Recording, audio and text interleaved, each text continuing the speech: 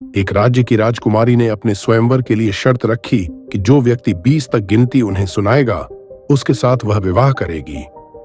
राजकुमारी की इस शर्त से राजा को थोड़ी परेशानी हुई और उसने अपनी बेटी से कहा कि बेटी 20 तक गिनती तो बच्चा भी सुना देगा, क्या यह शर्त बचकानी नहीं है? तब राजकुमारी ने कहा कि मुझे पता नहीं, जैसे सीता माता के स्वयंवर के लिए धनुष की शर्त थी, वैसे ही मेरे स्वयंवर के लिए 20 तक गिनती की शर्त है। तब राजा न चाहते हुए भी उसकी शर्त मानता है और गांव में घोषणा करवा देता है।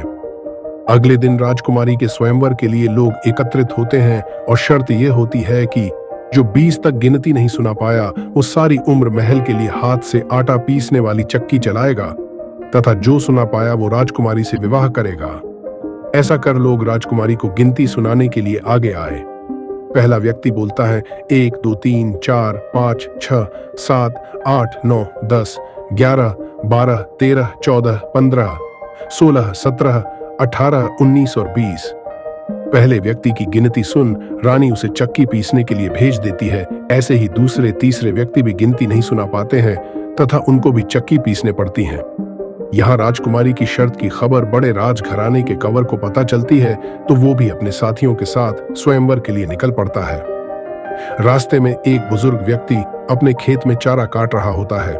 कंवरसा को देख वो बुजुर्ग व्यक्ति कंवरसा से बात करने की कोशिश करता है, लेकिन कंवरसा ध्यान नहीं देते। तब उनके साथी उनको बुजुर्ग के बारे में बताते हैं, परंतु वे फिर बात को टाल देते हैं और कहते हैं कि जाने दो, एक बुजुर्ग की क्या जरूर हमें। कंवरसा की बात वो सुन लेता है और कहता है कि अगर कभी जरूरत पड़े तो सबसे पहले मुझे याद करना ले।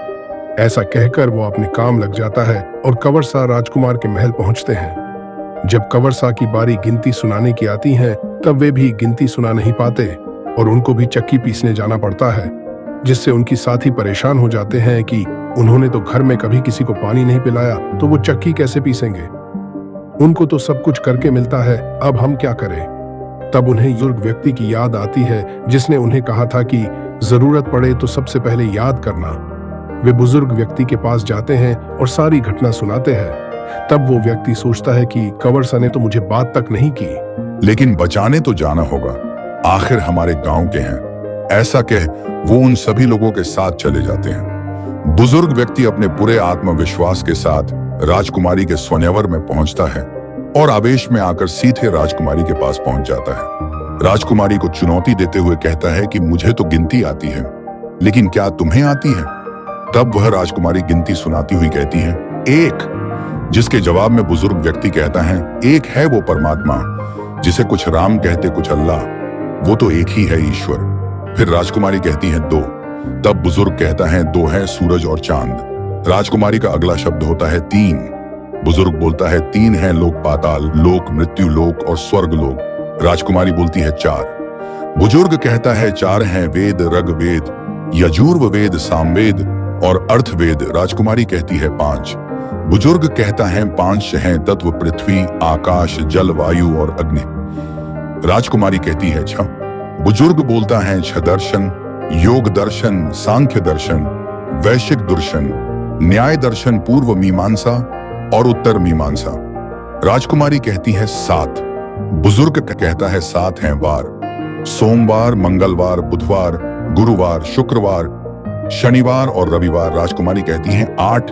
तब बुजुर्ग कहता है 8 हैं भारतीय पर्वत। राजकुमारी कहती है 9। तब बुजुर्ग कहता है 9 हैं ग्रह, बुध, शुक्र, पृथ्वी, मंगल, बृहस्पति, अरुण, वरुण, यम। राजकुमारी कहती है 10, जिसका जवाब देते बुजुर्ग कहता है 10 हैं श्री हरि विष्णु के अवतार, मत्स्य, कूर्म, वराह, नरसिंह, वामन, परशुराम, राम, कृष्ण, बुद्ध और कल के 11 महादेव के रुद्र, 12 महीने, 13 रत्न, 14 विद्याएं, 15 दिनों का पखवाड़ा, 16 कलाओं से युक्त श्री कृष्ण अवतार, 17 हैं उपनिषद, 18 गीता के अध्याय। तब राजकुमारी घबराकर सोचती है कि अब तो 2 ही रहे हैं और अगर यह बोल दिए तो मुझे इससे विवाह करना पड़ेगा। बुजुर्ग कहता है रुक क्यों गए, आगे बोलो 19। राजकुमारी चुप होती है। बुजुर्ग कहता है 19वें आप और बिस्वा में। तब सारे लोग कहते हैं कि इसने तो सारी गिनती सुना ली, अब राजकुमारी की शादी इससे करवाओ।